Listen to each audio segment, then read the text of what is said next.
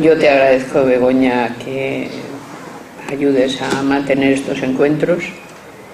A mí, en efecto, me tocaron en su día y veo que esto está muy renovado, hay más cosas, hay nuevas tecnologías, hay de todo, o sea, vamos avanzando. Porque hace falta hablar mucho. En nuestro tipo cultural, nuestro tipo social, la sociedad en que nosotros vivimos, no se parece en nada a las sociedades del pasado, ni se parece a otras sociedades que no son contemporáneas. No manejamos igual ni el espacio ni el tiempo, ni tenemos los mismos recursos para hacer que las sociedades se reproduzcan. Verán, nuestra sociedad es tan sumamente compleja y a la vez, sin embargo, habitable, que imaginen que sufriéramos una enorme catástrofe de cualquier tipo. Difícilmente podríamos reproducirla otra vez. El nivel de interdependencia y de complejidad de nuestra sociedad en nada se parece a una sociedad nuestra también en el pasado. Pero no solo por la innovación técnica, en nuestro caso es evidente, cabalgamos a lomos de una constante innovación técnica, sino porque nuestra sociedad es el producto de enormes innovaciones valorativas. O dicho en otras palabras, somos la primera sociedad que es producto de un diseño. Las sociedades normalmente se reproducen a sí mismas creyendo siempre que reproducen lo mismo, con pequeñas variaciones que no suelen ser variaciones buscadas. De hecho, las sociedades más estables del planeta que conocemos, piensen en sociedades políticas, ¿no?, que tengan ya forma política. Piensen en la sociedad más estable que el planeta haya conocido, el gran imperio chino. Una sociedad que durante 2000 años permanece prácticamente invariable y que se refugia en la idea de tradición. Es decir, que en la sociedad china decir tradición es decir bien, decir respeto a los antepasados es decir está bien. Por el contrario, decir innovación es no se sabe qué se quiere decir, pero por si acaso no nos gusta. Y decir nuevo no es decir nada que sea un valor. Nuevo, si hay algo antiguo es mejor que si es nuevo. Nuestra sociedad es exactamente lo contrario. Es el crédito de la novedad. Fíjense que la publicidad se aprovecha de esto hasta tal punto que para vendernos algo les basta con decir que es nuevo. Dicen, he aquí el nuevo no sé qué. ¿En qué se distingue? No importa, no acabo de decir que es nuevo, pues ya está. No me pregunte por más, este tiene bolitas azules. Ah, bueno, en ese caso. Es decir, nos vale ya, ¿por qué? Porque es el valor dominante, es como el motor que corre abajo. Es una sociedad de innovación constante, pero innova técnicamente e innova en valores. Y lo más sorprendente, innova técnicamente porque innova en valores. Por lo común, y dado que quien nos vende los aparatos suele tener un punto de vista, digamos, más de correr, ¿no?, solemos pensar que las innovaciones técnicas producen innovaciones valorativas. Y más bien lo que sucede es que las innovaciones valorativas acaban por producir innovaciones técnicas que son necesarias para que el nuevo valor se estabilice. Si pongo un par de ejemplos, esto se entiende bien. Pongamos por caso el enorme desarrollo de la informática. ¿A qué viene? La innovación que suponen las democracias de tener que tener un Estado moderno dotado de enormes y frecuentes registros de todo tipo de cosas te exige una cantidad de almacenamiento de información antes no calculada y tienes que tener además un acceso rápido a esa información. De tal manera que a partir de los años 60 empiezan a aparecer los primeros computadores. Y son realmente necesarios esa innovación porque previamente has hecho una gran innovación política. Es todo el Estado tal y como ahora lo tenemos. Supongan innovaciones de otra índole. Vamos a decir dos facilitas. La píldora anticonceptiva y la lavadora. No, ¿por qué no meter a las lavadoras en la innovación? Son importantísimas. Un colega mío dijo una vez muy seriamente: desde que apareció la lavadora y las mujeres se liberaron, esto es, el orden de factores era: primero, alguien diseñó una lavadora; en segundo lugar, las mujeres, dándose cuenta de que aquel aparato lavaba, aprovecharon para liberarse.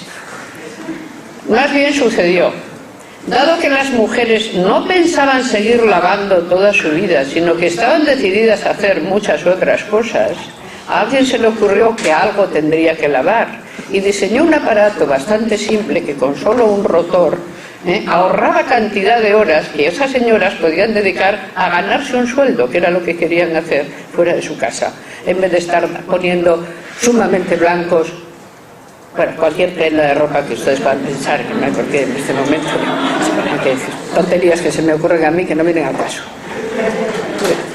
Se produce la innovación valorativa, la innovación técnica está a saltar detrás de ella. Pero claro, es que vivimos en un mundo rapidísimo, hipercomunicado, pero un mundo que definiré, haré una comparación de diferente voltaje. No todas las sociedades que habitan el planeta viven al mismo tiempo,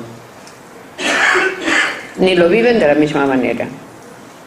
Y ustedes saben, a poco que se hayan dedicado a meter un enchufe, a enchufar, se darán cuenta de que cuando la diferencia de cargas se está estableciendo, aparece el arco voltaico y se producen, ¿verdad? O cuando las tormentas, hasta que iguala lo que hay arriba con lo que hay abajo, siguen produciéndose los rayos, que son arcos voltaicos brutales.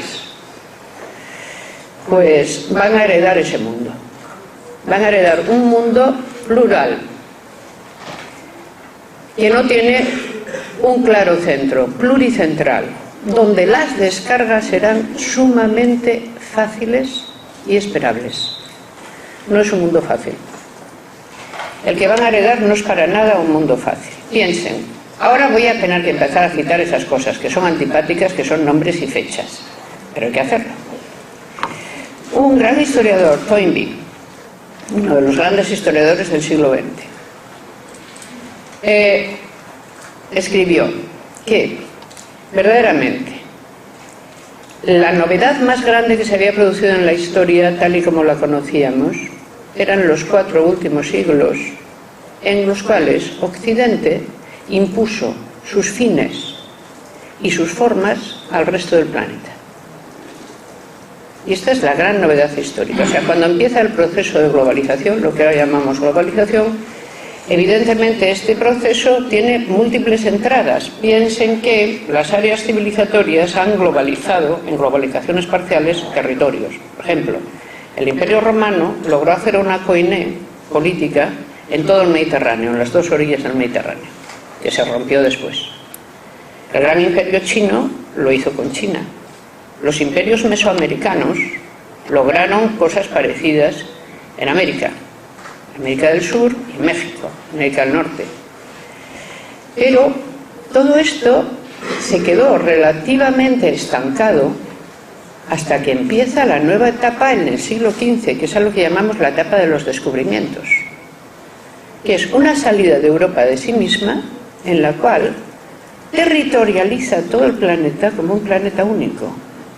Lo cartografía, hace su geografía y además lo puebla allí donde puede. Es decir, donde puede entrar porque tiene avances técnicos manifiestos, como en América, simplemente uniformiza el continente entero, y donde no puede entrar, piensa en el Gran Imperio Chino o Japón, que son sumamente resistentes a la entrada europea, se mantiene alrededor hasta que logra esta entrada en el siglo XIX.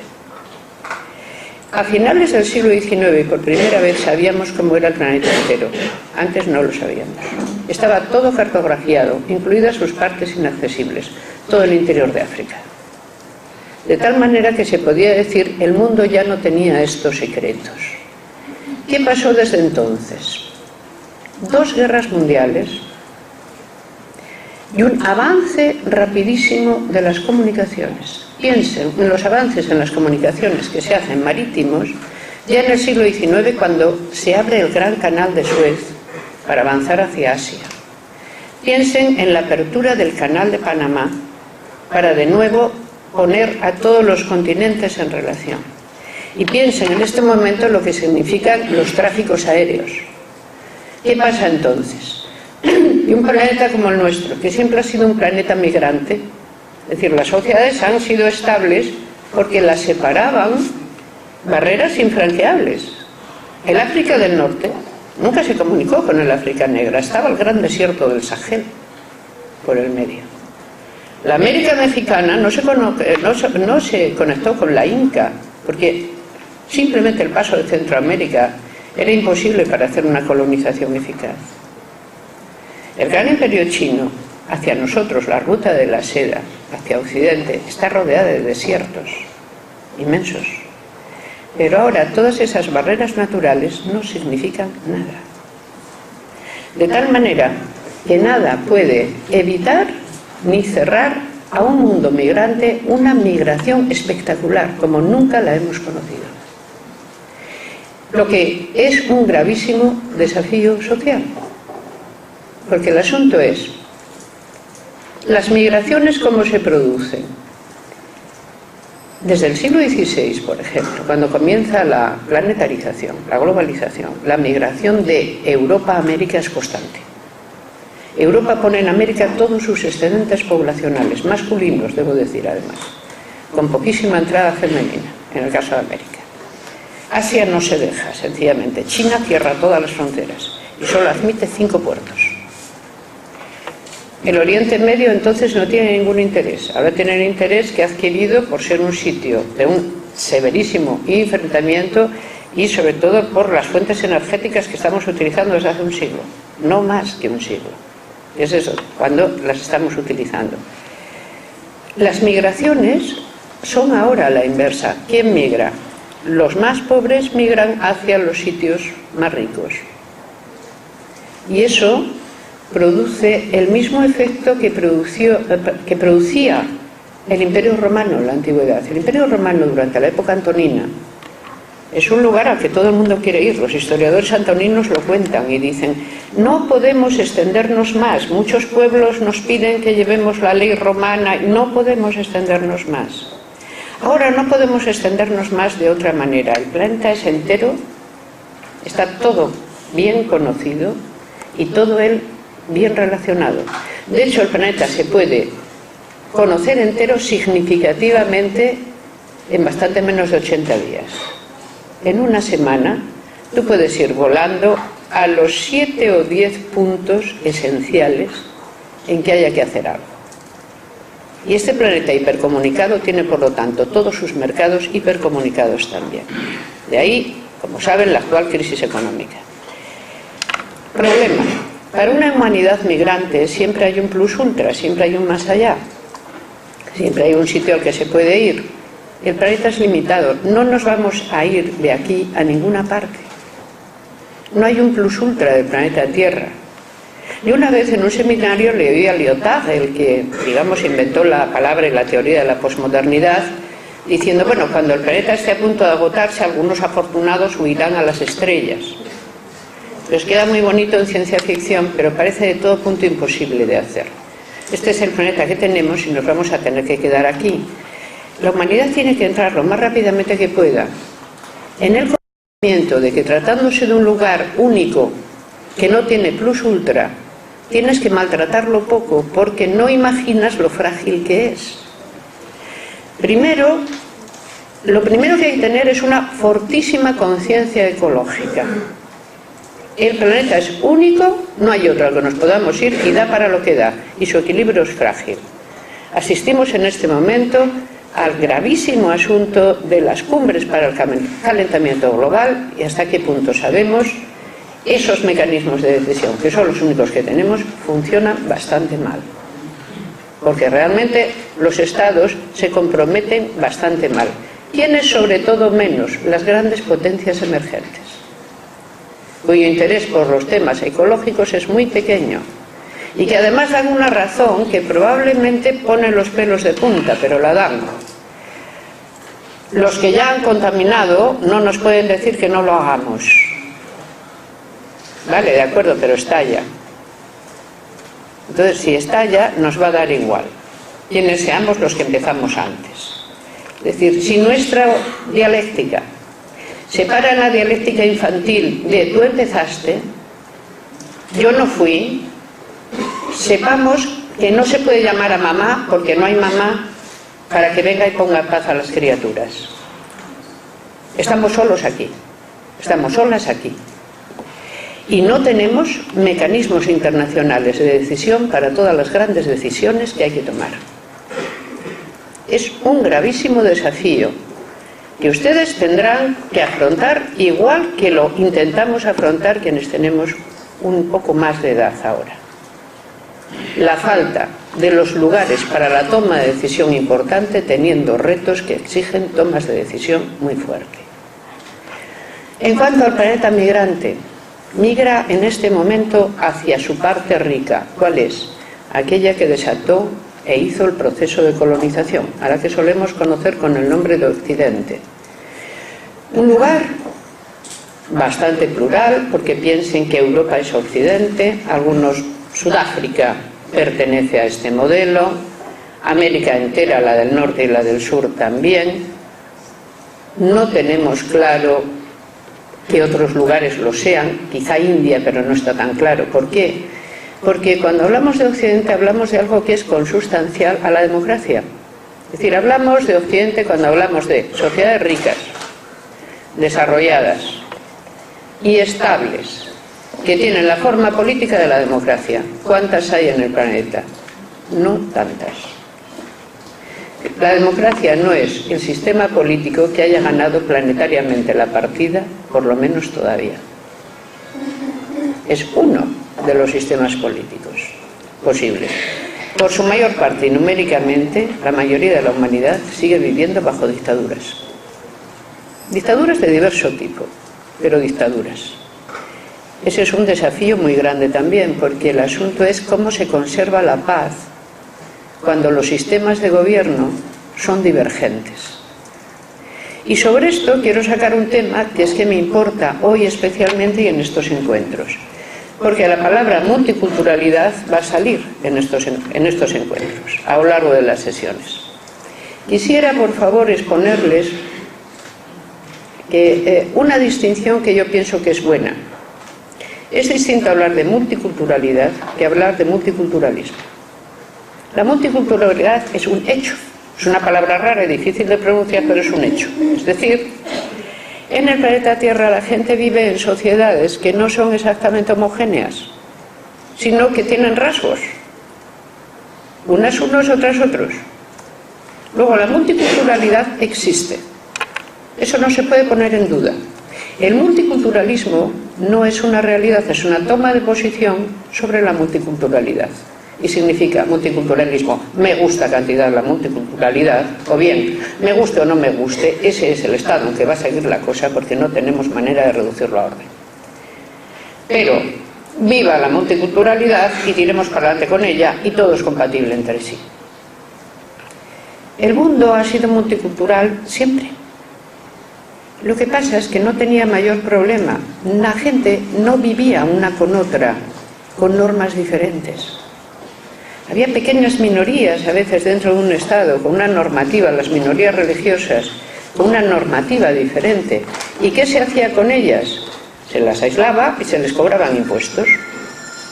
Pongamos por caso la Córdoba de las tres culturas.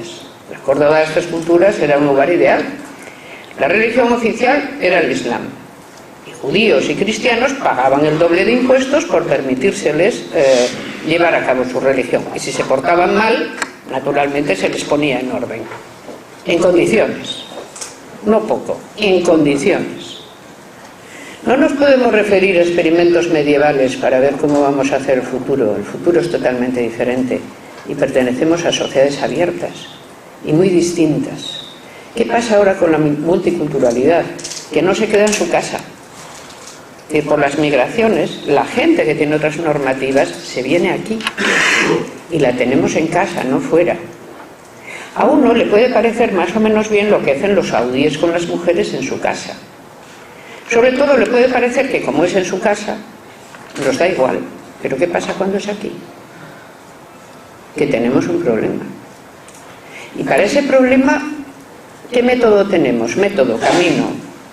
El griego siempre es una lengua bonita. Método significa camino. ¿Cómo se hace? Solo tenemos un método en la democracia, es el método discursivo. Hablamos y contrastamos argumentos. Ahora bien, el método discursivo no crean tampoco que es una maravilla, porque ya lo descubrieron los sofistas. Se puede defender una cosa y la contraria y quedar al final pensando, bueno, ¿y dónde me pongo? Porque todos los argumentos parecen convincentes. El método, ¿cuál es nuestra fortaleza? Que somos una sociedad abierta y tolerante. Mientras seamos ricos, porque si nos volviéramos de pronto pobres, no sé a dónde se nos irían estas virtudes. Pero mientras nos vaya bien, somos una sociedad abierta y tolerante, cuyo método es el método discursivo. Por lo tanto, tarda en tomar decisiones y matiza mucho las decisiones que toma. Pero al final las tiene que tomar. En muchas cosas las tiene que tomar. Y ahora, como todavía tengo tiempo, voy a echar 5 minutos y otros 5 minutos en dos líneas de fractura especialmente fuertes que nuestro mundo de hoy tiene y que nos importan en el debate de la multiculturalidad. Una, la modernidad en sí, los valores de la laicidad, la idea de tolerancia.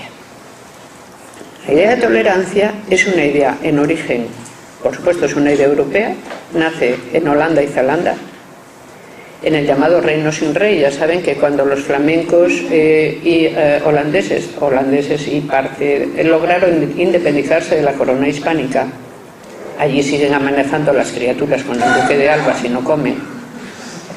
Cuando lograron esto, pues no tenían claro rey, porque se había independizado, pero no había nada que no fuera una monarquía. Entonces, con mucha creatividad, se declararon reino sin rey. Somos un reino sin rey y lo estamos buscando. Y mientras tanto, pues reunimos un senado que toma las decisiones y... O sea, realmente fueron de facto una de las primeras repúblicas modernas. Luego ya, por fin encontraron un monarca y hasta el día de hoy tienen casa reinante que no gobierna, como es lógico, según el paradigma de las monarquías modernas, que son herencias simbólicas en que una familia encarna al propio país de alguna manera, pero no gobiernan en absoluto. Pues bien, Holanda y Zelanda se dotaron de esto y seguidamente pusieron a funcionar las primeras la idea de tolerancia. ¿Qué es? La tolerancia es lo que hay que hacer con las religiones directamente. La idea de tolerancia sale del manejo que el Estado tiene que hacer con las religiones. No sale de otra cosa. Es el Estado tiene que proteger a todas las religiones, o como decía Benjamin Franklin, a todas las sectas. Lo de sectas, yo lo digo como Franklin, sin la menor acritud. Ya me entienden. De sectas, porque son muchas, y como decía Franklin, dice, yo me llevo muy bien con todas las sectas y me llaman todas a sus servicios. Pues bien, ¿a qué le llamaban sectas? A las variedades del cristianismo que había abierto la Reforma. Los cristianos reformados, que eran en efecto de muchas iglesias diferentes. Más católicos, más judíos, que era lo que entonces tenían. ¿Qué decir de Holanda?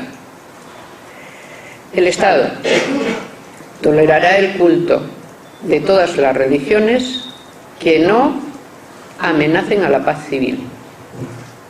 Por lo tanto, las tolera todas y prohíbe a la católica. ¿Por qué? Porque la religión católica dice de sí misma que es la única verdadera y por lo tanto esto es intolerable. Amenaza directamente a la paz civil. La religión católica queda ilegalizada y ustedes en Holanda pueden ver los preciosos templos católicos que hay disimulados dentro de las casas. Porque claro, una cosa es que fuera ilegalizada y otra que no funcionara. Funcionaba clandestinamente.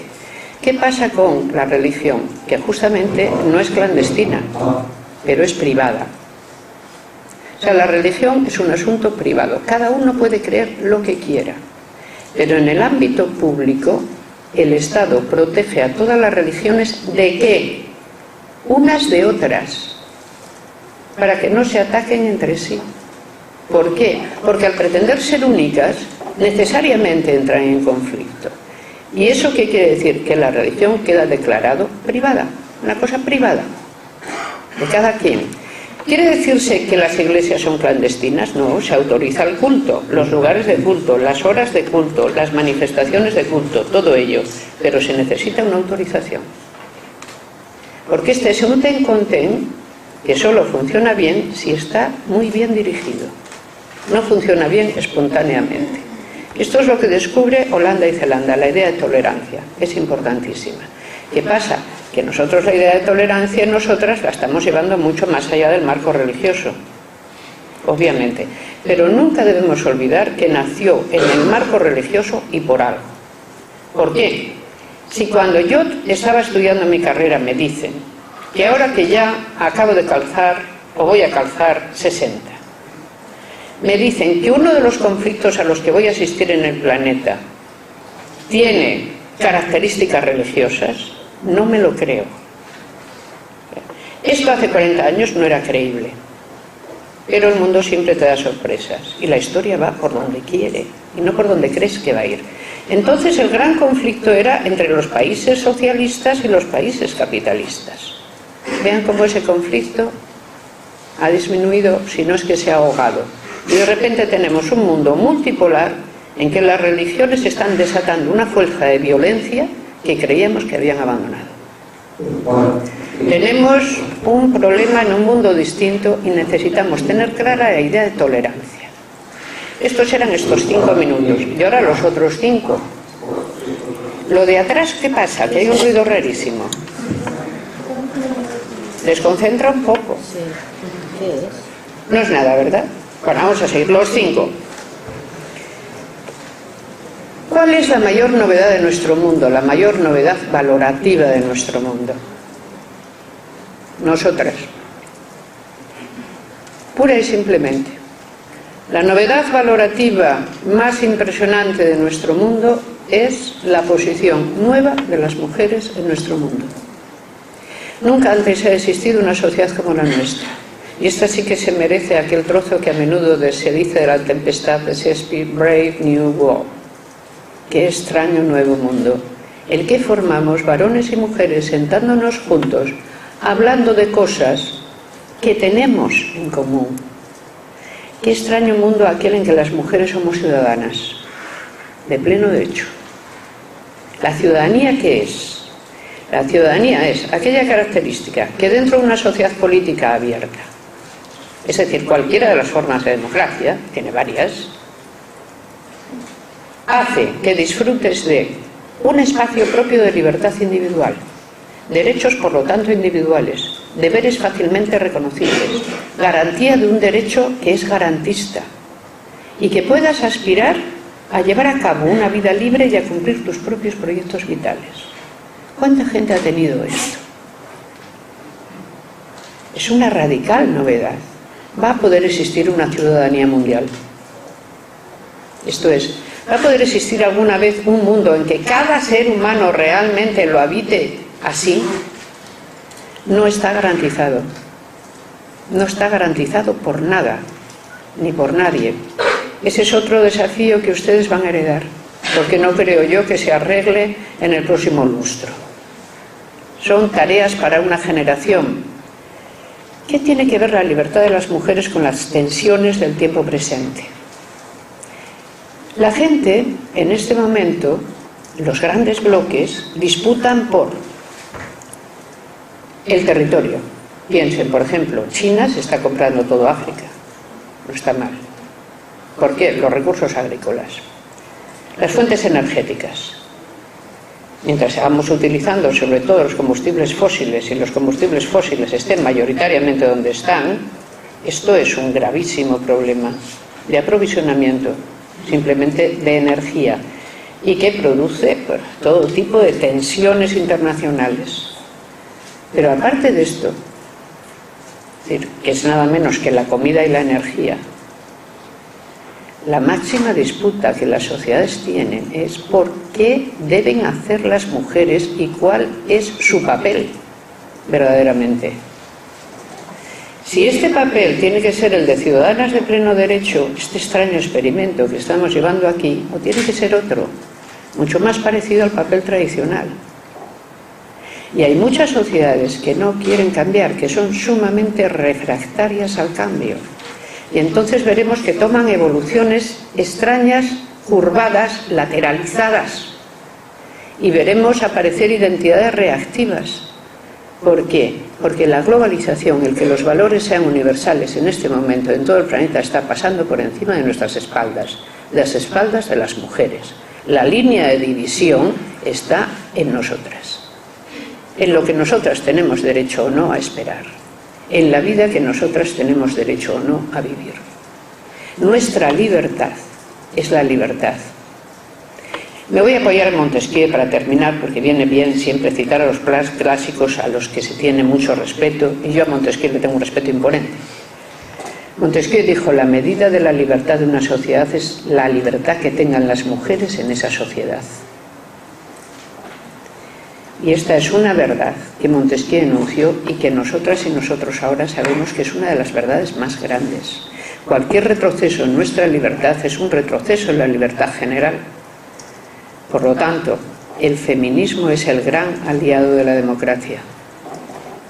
Estamos hablando de género y hablamos de género, y el género es una categoría analítica. El feminismo es una parte de la democracia. Y podríamos hacer una historia, pero no la haré ahora, confíen en mí, no la voy a hacer, de cómo el feminismo desde 1648, 1673 ha entrado a formar parte de nuestro debate, que ha propiciado el cambio social, y que estemos aquí haciendo lo que estamos haciendo. Ustedes me están escuchando a mí, que soy una mujer. Hay muchos sitios donde yo no podría decir ni buenos días, porque soy una mujer, no por ninguna otra cosa.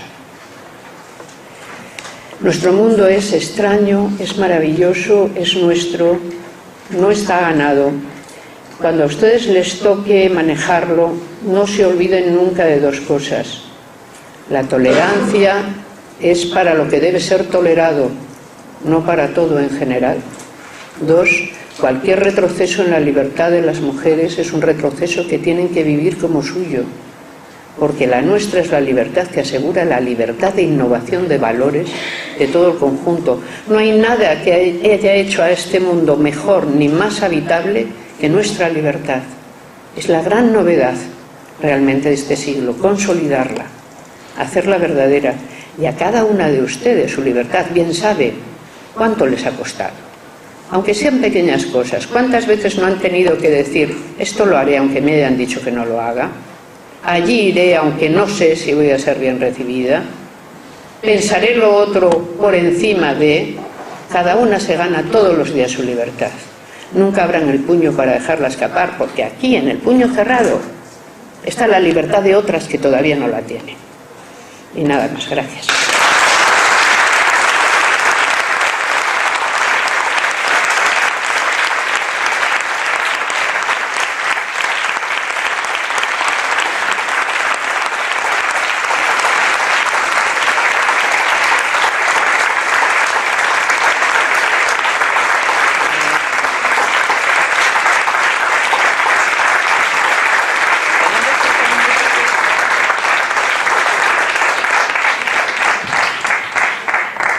Ya sabéis que el programa continúa y que tenemos que constituir los seminarios a continuación y que hay otras ponencias, pero vamos a dejar 10 minutos por si alguna persona quiere intervenir, preguntar o hacer algún comentario.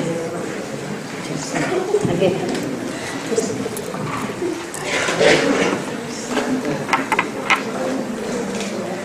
Bueno, buenas.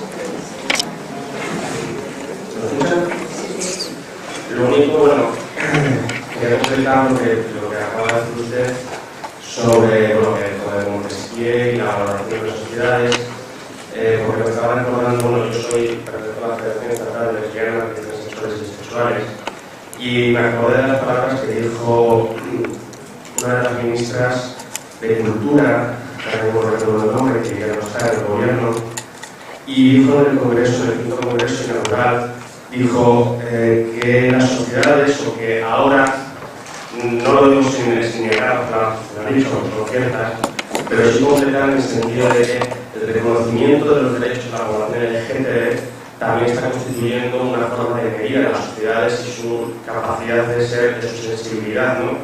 Y que creo que, además de que el discurso de la izquierda se fundamenta en el discurso feminista, porque si no, no tiene sentido, y van correlando que además el feminismo no solamente es hablar de conquistas de derechos individuales y colectivos, sino también es una forma de entender las identidades de género individuales y cómo nos relacionamos como género cada persona con el resto de las personas, ¿no? Que además la homofobia tiene mucho que ver con la identidad de género que tiene cada persona en sí mismo y cómo lo relaciona colectivamente. Y simplemente como apunte, me parece como muy curioso que este consejero de Estado y que hay como hablar para que lo sea, pero bueno, no lo sé si continúa el segundo noticia que diga. No, ya no está. Ya no está.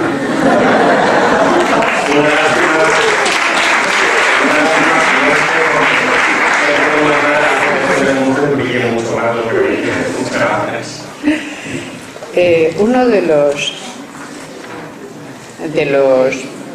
cuando un gran movimiento de innovación moral avanza y la libertad de las mujeres iba formando parte de ello cada vez de una manera más autoconsciente, ¿no? Imaginen que no es lo mismo en el siglo XVIII, cuando el feminismo es solo una polémica, que en el siglo XIX, cuando hay objetivos evidentes que son los derechos educativos y los derechos políticos, donde hay un movimiento ya que quiere definitivamente cosas. Ni cuando la tercera ola del feminismo se plantean los derechos más llevados al cuerpo, los problemas del aborto.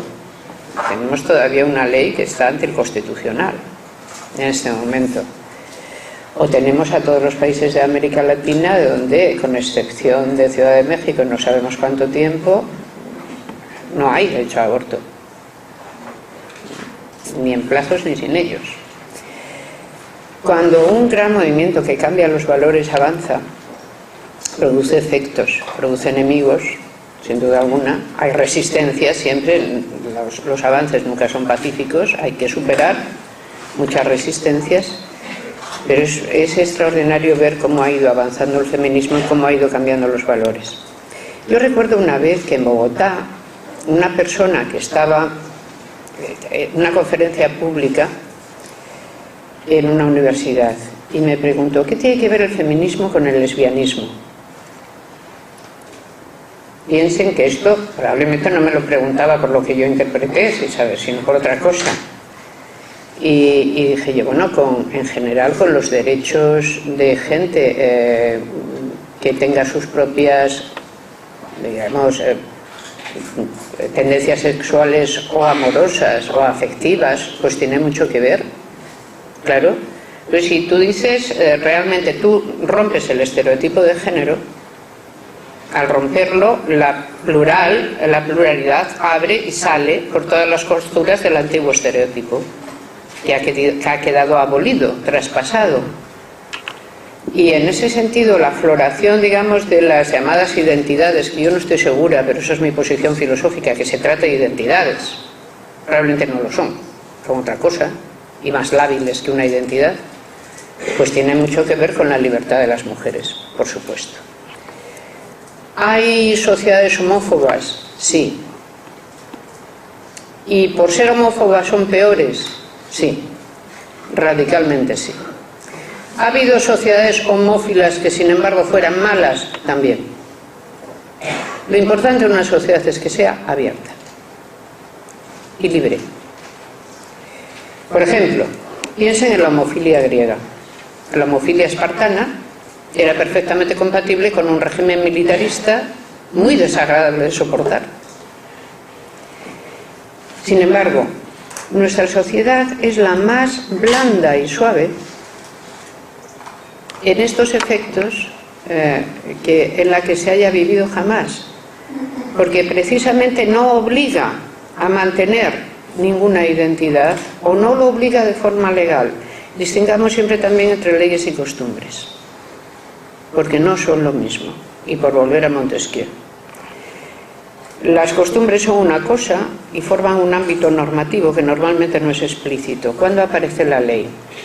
Cuando la costumbre se quiebra, entonces la ley se hace necesaria, porque ya no está tan claro que todo fuera tan claro. ¿Por qué necesitamos leyes, por ejemplo, para estas cosas? Porque sencillamente la costumbre social ha quebrado. La costumbre social era una costumbre moral y ahora reemplazada por una vivencia que tiene que garantizar el respeto a las opciones. Y eso es lo que hace una democracia. Una democracia es sobre todo un grandísimo sistema de respeto a las decisiones individuales y una manera clara de tomar decisiones colectivas. Por un principio muy simple, el principio de mayorías. Pero ese principio de mayoría reflejado siempre sobre el telón de fondo de los grandes valores: la igualdad, la libertad, la solidaridad, la tolerancia, el bienestar. Todos esos encarnados en los presupuestos, porque lo que no tiene presupuesto no existe. Esta es una de las pocas cosas que yo aprendí de mi paso por la gestión pública directa, que es que el libro de cuentas es interesantísimo y es el libro que hay que leer más, porque lo que tiene presupuesto existe. Entonces, una democracia es todo esto más el libro de cuentas. Pero cuando esto funciona, no hay ninguna sociedad que sea más creativa ni mejor, ni moralmente mejor que una democracia. Digan lo que digan de esas corrompidas, no. Somos la sociedad que es capaz de administrar más presupuesto, más valores, más normas para más gente, a altos costos, pero no a altos costos morales. Que los costos sean siempre en dinero y no en costos morales. Eso es lo más magnífico realmente que tenemos. Esta sociedad es extraordinaria y por eso, siguiendo en este caso a Heráclito, debemos defender nuestras leyes como si fueran nuestras murallas, porque permiten que tengamos una existencia que ninguna otra humanidad ha conocido, perfectible además, probablemente todavía puede ser mucho mejor. Pero eso ya les toca a ustedes, que algo les tiene que tocar, que es mucho. Claro, con esa cara de jovenzuelos que tienen, ¿usted se cree que no da envidia? Pues da mucha. A mí en particular, que todos los días me levanto deseando tener 30 años menos y no lo logro. En fin. Sí, estoy completamente de acuerdo con lo que usted dice. Una sociedad abierta y tolerante no se pregunta qué hace quién con quién. No es asunto de nadie, es un asunto privado. Y solo si esas personas se sienten menoscabadas, ponen entonces el tema en el tapete público y piden respeto, públicamente y colectivamente. Y entonces lo tienen que tener.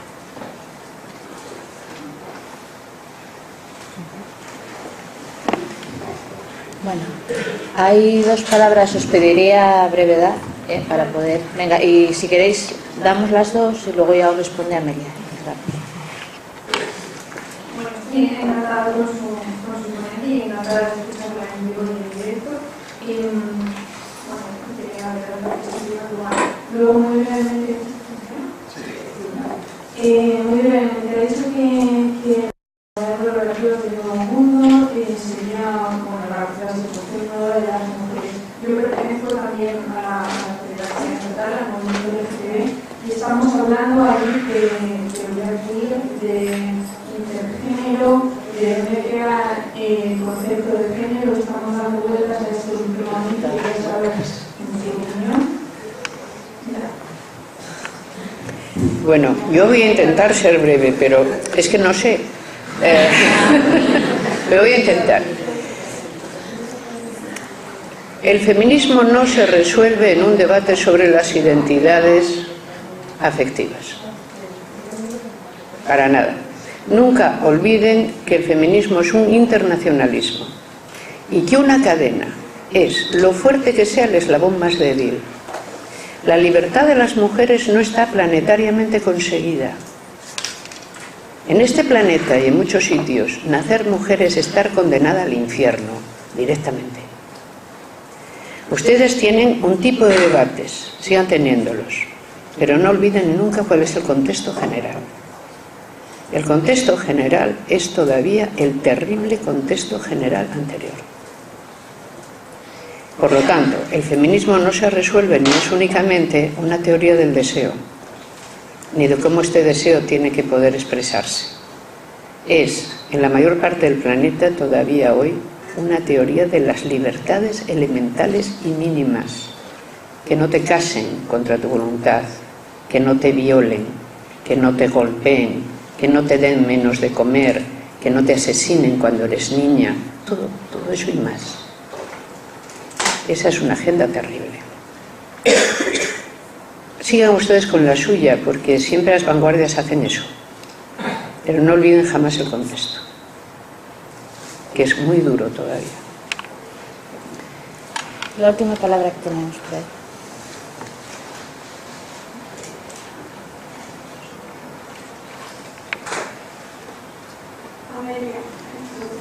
Gracias por las palabras y bueno, añadir eso, que el Congreso general que no nos debemos quedar bien porque tratamos de mujeres en África y el que intercambiarse eso fuera ni siquiera más fácil. Bueno, mi pregunta iba por otro lado, que dijo Amelia, una democracia que funciona, cuando una democracia funciona.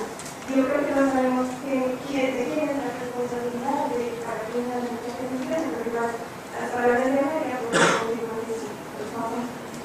¿De quién es la responsabilidad para que una democracia funcione? La democracia tiene buen nombre últimamente, lo escribió Robert Dahl, porque fíjense, hasta el siglo XX mitad, decir democracia no era decir nada bueno. O sea, democracia era una palabra que no tenía buena connotación, era más bien, pertenecía al campo semántico de la anarquía. Es decir, eso es una democracia, a saber. Ahora es democracia FETEN, es como nuevo FETEN. Bien, democracia FETEN. ¿Qué pasa? Que hay muchas cosas que se llaman democracia y que no lo son en absoluto. Pero el crédito de la palabra existe. Yo recuerdo todavía que en tiempos del glorioso, bueno, ya saben quién les digo, aquello, por supuesto, era una democracia. A mí me lo explicaron en una clase que había que se llamaba de política. Bueno, no se llamaba de política, se llamaba de formación del espíritu nacional. Uy, aquí en este sitio se hacía de eso sin cesar, ¿eh? No se crea que este edificio era para otra cosa. No, esta gente construía en condiciones, pues tenía idea de que esto iba a durar mucho lo suyo. Bien, dura pero para otras cosas, no está mal hacer edificios, o sea, siempre son reutilizables. En todo caso, a mí me explicaron que lo nuestro de entonces era una democracia. Lo que pasa es que no era una democracia demoliberal, que era una cosa muy mala, que no había que ser. Era una democracia orgánica. Y tú decías, ¿orgánica? Y dices, sí, porque tiene órganos. O sea, que todo está organizado. Y ya estaba. ¿Sí? Con aquello, la palabra democracia, ¿qué pasa? Tan buen crédito tenía que hasta aquello decía que era una democracia, pero orgánica. Hay otros sitios que dicen que son democracias populares. Yo me echo, mira, cada vez que la democracia tiene un adjetivo al lado, yo creo que las democracias buenas son las que son democracias a secas y además la gente está descontenta y dice, vaya birria de democracia que tenemos. Esto no puede ser. ¿Qué es lo que pasa en muchos lugares del mundo? Que hay democracias fallidas directamente, que se llaman democracias y no lo son. Porque ni su clase dirigente incorpora los valores de la democracia, ni tiene la menor intención de incorporarlos. Incorpora alguna de las formas. Yo he llegado a conocer lugares en América, que es para mí un continente queridísimo, donde determinado partido, cuando iba a hacer elecciones, regalaba un zapato a sus votantes, de tal manera que si ganaban les regalaban el otro. Pero, ¿quién va a querer un zapato? O tienes una población llena de cojas y cojos, que en efecto les viene muy bien, o evidentemente la gente espera por el segundo zapato, para lo cual tiene que votarte. Si eso cabe, ¿en qué nivel de burla de la democracia estamos cayendo? Los principales siempre, cuando una democracia es fallida, puede serlo por muchas cosas. Los actores políticos, por supuesto, tienen una enorme responsabilidad, pero en general las élites de un país tienen una responsabilidad muy grande si no son generosas y quieren tener la democracia en sus manos para exclusivamente producir su propio provecho y prescindir de ella si el provecho no está asegurado. Esto ha sucedido delante de nuestros ojos muchas veces. Creo que esa tentación existe ahora menos. Ahora yo creo que las democracias tienen un severo enemigo, pero que no se está viendo como enemigo, que son los populismos. Esto es, cuando en una democracia la gente, por eso les decía yo, la democracia funciona bien cuando las sociedades son abiertas, estables y ricas.